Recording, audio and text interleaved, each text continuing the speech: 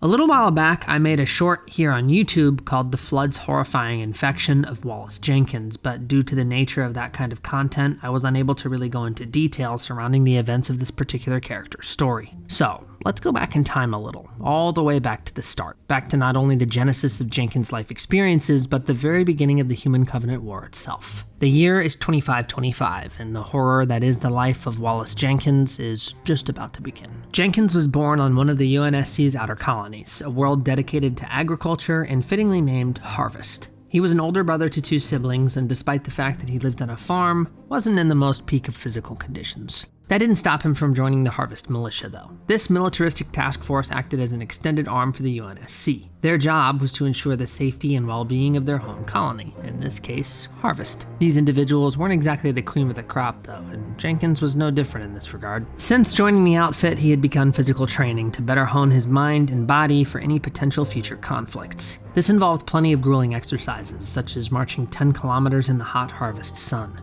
As it turns out, one of his commanding officers was a dark-skinned staff sergeant by the name of Avery Johnson. It was up to him to help Jenkins and the other out-of-shape farmers become honest-to-God soldiers. Their training wasn't just about working their bodies, though. They'd also have to acquire other skills, marksmanship being chief among them. Jenkins had never held a weapon before, and needless to say, would need to get acquainted. So, after one particularly brutal hike through some farmland, he was ordered to head down to a nearby shooting range. Though he no doubt felt some anxiety about holding a deadly instrument like a gun for the first time, he quickly realized he was a natural. Shooting, as it turns out, was extremely easy. He was good at it. He didn't join the militia to learn how to be a marksman, though. He signed up in hopes that it would be his ticket off of Harvest. Though he found the staff sergeants, Johnson and an Irishman named Byrne, to be very intimidating, he soon realized that he admired them and he wanted to be just like them. Farming wasn't exactly a bad job, but it was boring and he longed for adventure.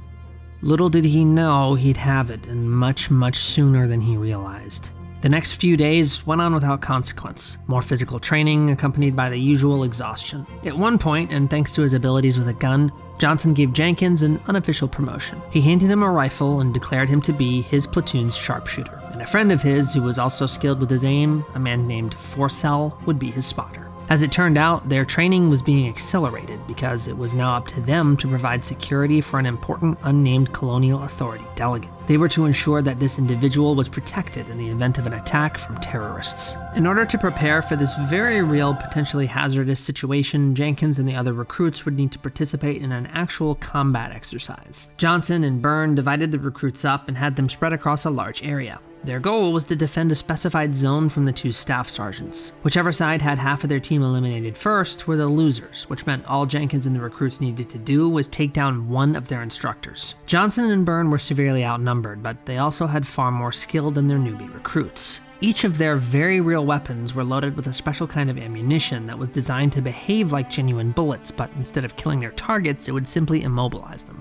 Surprisingly, the recruits won, but now that their game was over, it was time for them to deal with something very real. During the recruits' victory dinner, they had been informed of the true identity of the individuals they were supposedly going to be protecting.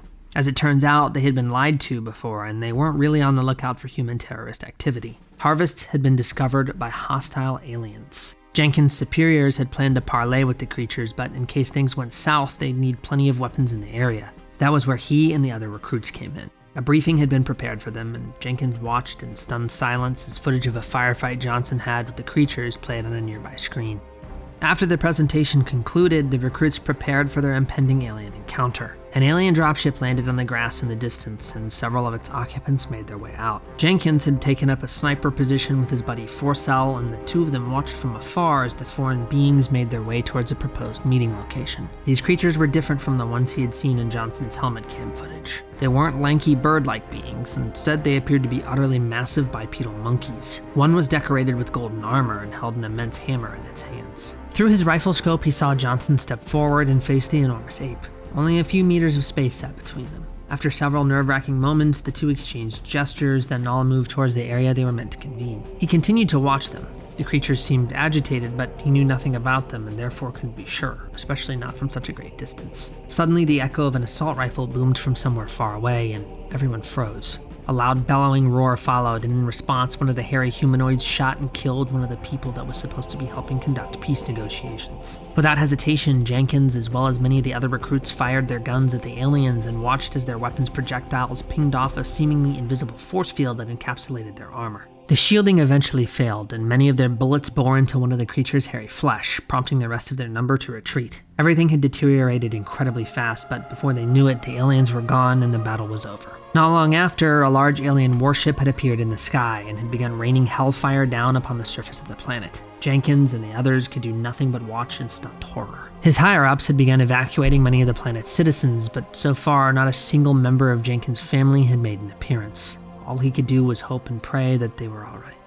A little while later, he watched as Johnson left in a last-ditch effort to rescue any survivors from one of the planet's only remaining population centers. This was the final opportunity for his family to be saved before the rest of the populace was evacuated off-world, so naturally he was more anxious than he'd ever felt before. When Johnson returned, only one broken and battered man was in his possession. There was no sign of Jenkins' family. Tears started to blur his vision as rage took hold of him.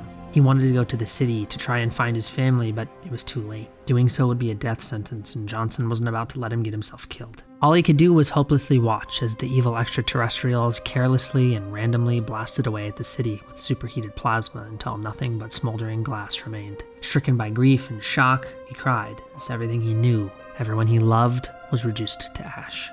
Jenkins didn't say a word for a while after that. His anger had faded, leaving nothing but despair in its place. Once they had arrived at a relatively safe area, Jenkins slinked away towards a series of tents to rest. Forcell followed shortly after, sent by Johnson to keep an eye on him just in case thoughts of suicide invaded his mind. The next course of action was to use the planet's space elevator to funnel those that survived the conflict off the surface of the planet, but a small contingent of their newly acquired alien adversaries had set up shop inside. It was up to Jenkins and several other volunteers to clear them out. At this point, he had nothing to lose and desperately wanted to make the aliens pay for what they'd done to his home.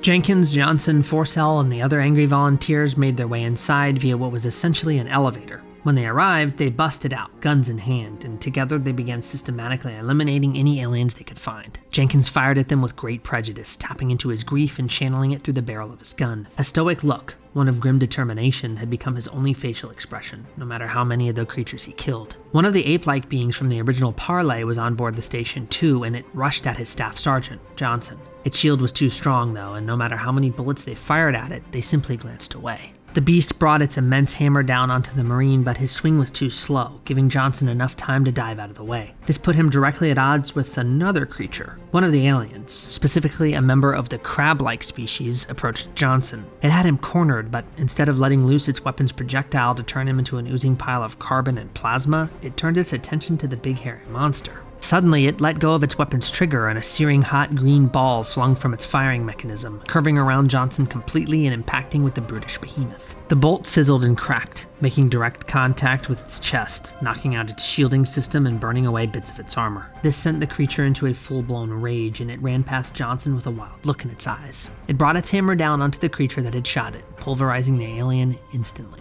Though neither Jenkins nor Johnson knew why the alien soldier that had just been killed saved Johnson's life, we do. This courageous grunt was an Ungoi named Dadab. If you want to know more about him, I actually have a full story video dedicated to this guy. If you're interested, link on screen and in the description. It's a good one. Thanks to the alien's friendly fire, the hairy creature's shield had failed, which meant it was finally possible to take the beast down. Jenkins strode forth with only one goal in mind: kill the alien's leader, the beast that was, in a way, responsible for the death of his family and his people. Jenkins fired bullet after bullet at the beast, ignoring everything else around him, including Johnson's order to stop. Without warning, one of the aliens leapt at Jenkins from behind, but moments before it could make contact, Forcell tackled the creature to the ground. Jenkins turned around to watch as his friend and the alien rolled across the floor. The ugly monster then sunk its teeth into Forcell's neck. As the creature ripped at his flesh, Johnson came from behind and shoved a pink crystalline weapon he'd seen the aliens using into the creature's midsection. In an instant, the blade-like object exploded. Jenkins' expression finally changed now as he realized the danger he'd put himself in, and more importantly, the wounds that were inflicted upon his friend because of his negligence. When the alien had bit into Forcell, it managed to clamp down directly onto his jugular, and unsurprisingly, it bled profusely as a result. Johnson applied pressure to his wounds as best as he could, but in that instant, it seemed as though Jenkins was responsible for the death of his only remaining friend. He watched silently and unwaveringly as a medic bandaged the man, never leaving his side. Thankfully, Forcell had been saved. He'd live, but he was in bad shape. Jenkins looked down at his friend with teary eyes as Johnson spoke to him. He explained to Jenkins that his friend would live. In his time with war, he'd seen worse. With blurred vision, Jenkins looked to Johnson and said, "Staff Sergeant, he's all I got left." That wasn't true, though, and Johnson didn't hesitate to tell him as much. He was a soldier now, and his team, Forcell, Johnson, the other survivors, they were his brothers. They were his family now. Jenkins looked confused for a moment. He was part of Harvest's militia, tasked with helping protect his planet, a planet that no longer had any humans left on it. He wasn't a soldier. Not anymore. Johnson had an idea, though. He offered him a position in his squad. Jenkins thought about the offer, and in that instant, he realized he had found the adventure he longed for as a child. Though the circumstances were grim, this was what he wanted, and frankly, he had no other options. So, he agreed. Over 25 years went by, and though they participated in many battles during that time, Jenkins never made it particularly far in regards to military ranks. At this point in his life, he had only become a private, and it's unclear why. His next recorded conflict was in 2552, during the Covenant's invasion of the human military stronghold known as Reach. Just before the planet fell, Jenkins found himself aboard a UNSC orbital facility called Reach Station Gamma. He and his brothers-in-arms, led by the one and only Sergeant Johnson, were the last holdouts. The installation was absolutely overrun, and their chances of survival seemed slim, but just as all hope appeared to be lost, a steely voice spoke over their comms. It was the Master Chief, a Spartan II super soldier with a knack for killing the Covenant. Jenkins had no doubt heard the rumors, the stories of the legendary Master Chief's campaign against their enemy, and was likely filled with hope at the realization he was nearby. The super soldier launched himself towards a nearby Pelican, boarded it, and positioned the vehicle in front of Jenkins, the other Marines, and another Spartan. Using the deadly cannon on the front of the aircraft, he mowed down several jackals, opened the back hatch of the troop transport, and told everyone to get in. Once inside, Jenkins looked to the Spartans, no doubt in awe thanks to their near mythical status. He managed to keep himself composed as the chief maneuvered the Pelican towards a ship that was on board Reach Station Gamma and accelerated towards it. At the time, they were attempting to maintain the Cole Protocol, a stringent tactical rule designed to deny the Covenant the locations of human-held planets via the complete erasure of ship navigational data. Jenkins watched as Master Chief jumped out of the Pelican and into the cockpit of the Circumference to eliminate the integral information repositories within. He quickly returned, objective completed, and with that done, they could all get the hell off the station. The problem was the docking bay they currently found themselves in was sealed tight. Someone would have to release the doors manually. The other Spartan, designated 058, volunteered to get the job done, and unsurprisingly, she did. The doors allowing them to make their exit slid open, but not before the Spartans started to take heavy fire from incoming plasma rounds. Jenkins, Johnson, and their compatriots watched helplessly as shot after shot took out her shields, and worse yet, an elite warrior drove an energy sword through her backside. The chief ordered the Marines to grab her, and together they all lifted her limp body into the aircraft. Once she was inside, the Spartan asked Johnson to hop in the pilot's seat, and after he did, he hauled ass away from the doomed space station. Jenkins watched as the chief crouched over his friend's body, the two of them exchanging a few words before the wounded Spartan finally went limp. He may not have known who the Spartans were, or anything about them for that matter, but what he did know was loss. He likely knew just by watching the exchange that these super soldiers were family. The pain the Spartan felt was all too familiar, as he had felt it himself back on Harvest. Now that they'd escaped the space station, they were to rendezvous with the Pillar of Autumn, a ship under the command of Captain Jacob Keyes, who I coincidentally also have a full story video about. Once again, link on screen and in the description. Go check it out after this. As soon as Johnson docked the Pelican, Jenkins could feel the ship accelerate. They all exited the vehicle, made their way onto the Pillar of Autumn, and Jenkins undoubtedly watched bitterly as the Covenant glassed yet another world before his very eyes. Though this wasn't his home, he surely felt a similar sense of loss and rage as their enemy butchered an untold number of innocent people. The Pillar of Autumn then prepared for a randomized slip space jump per the Cole Protocol, and all non-essential crew members, Jenkins included, entered cryosleep until they arrived at their unknown destination. Little did he know that after this momentary stint of being frozen, absolute hell awaited.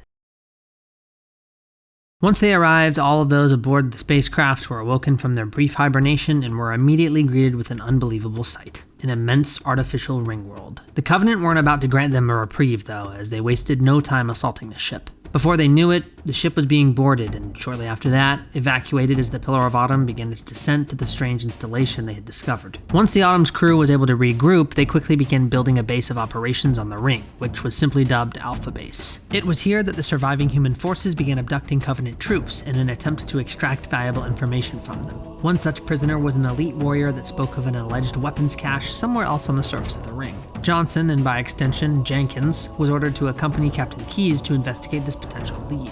The location was a ways away from Alpha Base though, so they all made their way into a Pelican and once inside, headed off to the destination. Johnson was particularly fond of a genre of music that was referred to as flip music, which was basically just rock. And as they flew in, he was blasting the tunes loudly from the Pelican speakers. Considering Jenkins had spent so much time with Johnson, he was likely very used to the sounds of the rambunctious beats. Another member of their squad protested about the tunes, but Johnson kept them playing. Eventually, they arrived at their destination, a dark and muggy swamp that supposedly housed the Covenant weapons cache that Captain Keyes had been told about. Allegedly, there was a structure in the mist ahead, so they all got moving to where it was supposed to be located. Together, the men trudged through the swamp until they stumbled upon the building they sought. Despite the fact that Captain Keyes' elite pal had stated this was the area where a weapons cache was located, there was very little sign of alien activity. It didn't take long for everyone to realize that the information was probably bogus, but since they were here, Keyes had them investigate the interior of the structure ahead anyways. They moved through the facility without consequence, and though the entire place was extremely eerie, there was no sign of hostiles. Not until they stumbled onto a few dead elites. One of the members of Jenkins' squad approached one of the corpses of their fallen adversaries and took notice that its chest cavity appeared to have been ripped open, seemingly from the inside. Jenkins watched the scene unfold. He was unnerved, but he kept silent. Shortly after examining the bodies, they made their way even further into the facility until they came upon a locked door. As it turned out, the Covenant had worked pretty hard to lock it down, but a member of Jenkins' unit managed to force it open regardless. They all cautiously worked their way into the previously sealed room and looked around. It was empty and quiet, until an unnerving sound broke the silence. An almost wet, slippery, skittering noise seemed to emanate from every direction. A voice came from Johnson's comm unit. Another Marine was on the other end, and he was panicking, shouting about some kind of new enemy, but his words were incoherent. Jenkins listened as his speech devolved into grunts, screams, and groans of agony, then abruptly went silent. He finally spoke as he refocused on the bizarre slithering sound once again, asking, "What is that?" Johnson started to bark an order at one of his compatriots when, out of nowhere, another started to scream. Jenkins turned to watch as a small, bulbous creature drove a tentacle deep into his squad mate's back, while another member of his team wrestled to rip it away. It was no use though. As he fought, dozens more of the creatures flooded in from all directions. Despite his many years of service against the terrifying forces of the Covenant, Jenkins was suddenly overcome with fear. Like a deer in headlights, he simply froze, not firing a single round. Jenkins watched as another one of the hideous creatures leapt onto Captain Keyes' back and shoved a razor-sharp appendage into his flesh. He couldn't move. His feet were glued to the ground beneath his boots as he watched in stunned horror until the captain's struggling ceased. As if suddenly released from some strange hypnotic mesmer, he turned and ran, but it was too late. One of the vile things jumped onto him, and like his comrades before, it sliced one of its thrashing tentacles through his skin and deep into his body. Immense pain washed over him, blotting out his consciousness. Johnson tried to save him by taking a shot at the infection form that was attempting to burrow through his epidermis. His shot killed the creature, but it was already too late. Jenkins had already faded away, either dead or simply unconscious from the pain and terror. When he awoke, his vision was obscured, and then he could once again see. He had no idea how long he had been out, but now that he was aware, new horrific thoughts ran through his mind. This creature that had grabbed him wasn't just trying to kill him, it was trying to seize his body for its own nefarious purposes. He could feel another mind, another awareness beside his own. The creature was unable to control him entirely. His awareness still existed, but certain aspects of control were now lost to him. He could feel as this other entity attempted to move his limbs like some kind of demented act of sick puppeteering. Jenkins yelled, but his friends were already gone. Nothing but monsters were able to hear his tormented scream. This horrific entity continued to take more and more control of his body, shambling about in a jerky, almost stop-motion style of movement. He couldn't access his thoughts, but he could feel its awareness, and as far as he could tell, the creature was oblivious that his mind was still intact. His squad mates walked in time beside him, but their bodies had been horrifically ravaged and transformed by the monsters that overtook them. He tried to communicate with them, but no one ever responded. He was forced to be a passenger in his own body, a mere observer of whatever the creature within him controlled him to do. An insatiable hunger had overtaken him, but he was distinctly aware that this feeling was not his own. This was the sole sensation that this other seemed to possess. A solitary goal crystallized in his mind. He needed to obtain a weapon. He didn't care what kind.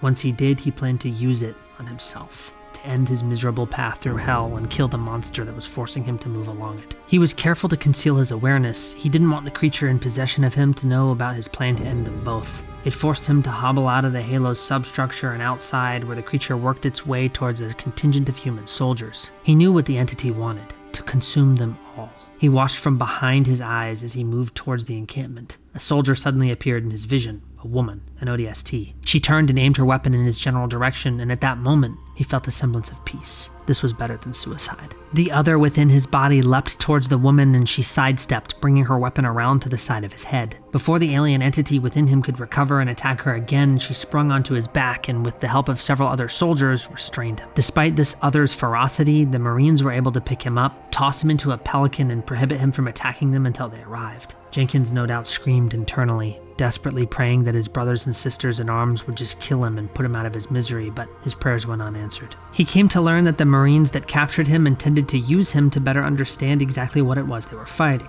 A reasonable strategy that he no doubt understood, but one that left him trapped in a living hell. Once they arrived at their destination, Alpha Base, they tossed him into a holding cell, and soon after, they began probing him with questions. He did his best to convey any answer at all, but his motor functions were a shell of what they used to be. His only option was to communicate through the universe's most demented game of charades, and was able to crudely request a mirror from one of his fellow soldiers.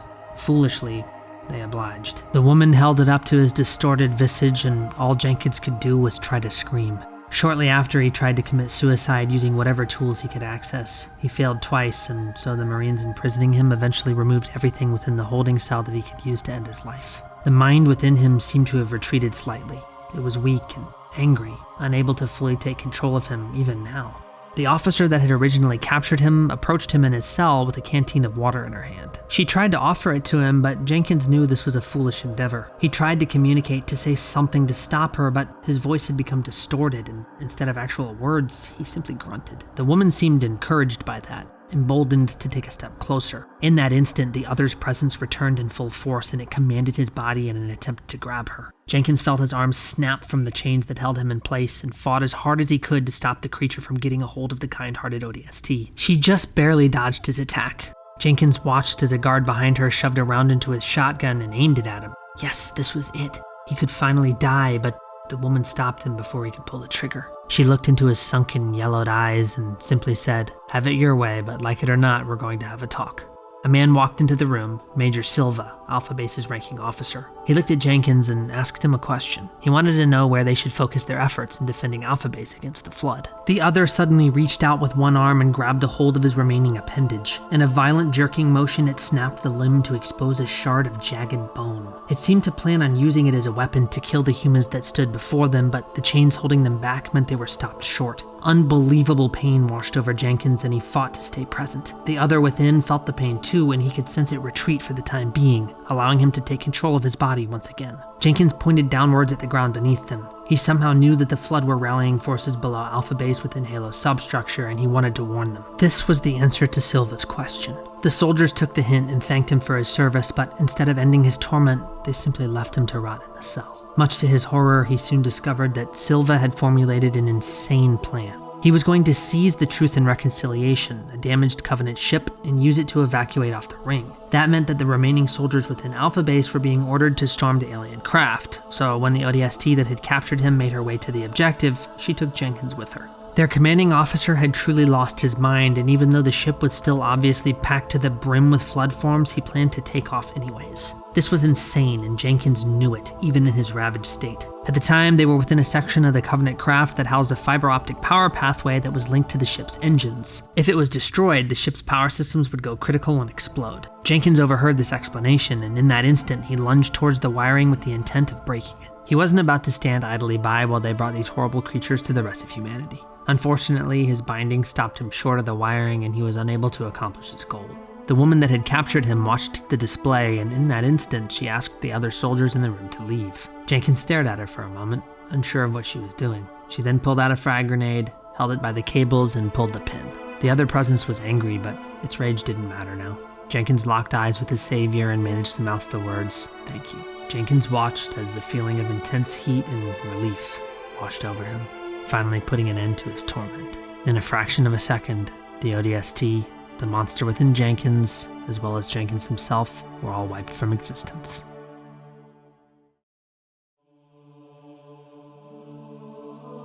Usually I try to end these videos with a bit of a silver lining, a final thought that helps negate some of the horrors we've just delved into, but I'm struggling to write anything positive, so I'll leave you with this. The next time you're bored and longing for adventure, the next time you have an intense desire to leave the place you call home, stop for a moment and just take it all in, because sometimes boring is a good thing. Sometimes normalcy is, simply put, a lack of tragedy or conflict, and that's not so bad, is it? Alright, that's all I've got. Thanks for watching. Hey, wait, before you go, you mind subscribing for me real quick? Okay, thanks, and don't forget to check out those other videos I mentioned. My full story videos for Dadab and Captain Keys are pretty awesome, if I do say so myself. Now, if you'll excuse me, I'm gonna go play some Halo.